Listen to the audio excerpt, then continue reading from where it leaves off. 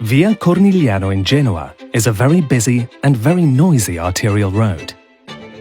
The municipality decided to redevelop it to render it more livable with a radical and innovative intervention. So a pilot project, the first of its kind in Italy, was designed that involved creating a digital model of the road, both at surface level and by mapping the services below it. The process of building the digital model involved several phases.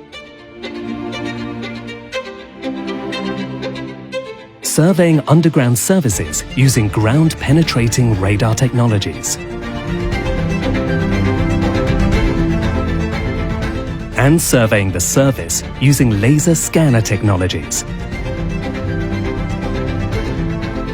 After the point cloud was captured, 3D models of the surface and the underground utilities were built using existing documentation and the municipality's redevelopment project, as well as the acquired data.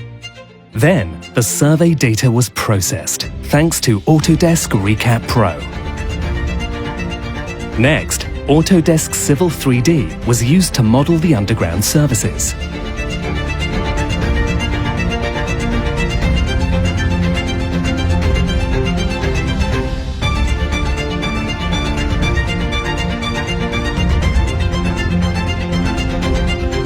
And Autodesk Revit to model the buildings along the road.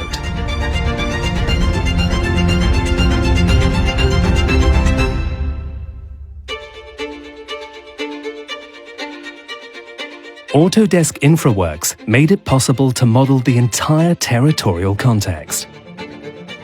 This was done utilizing the geospatial data and the models previously created with the other software.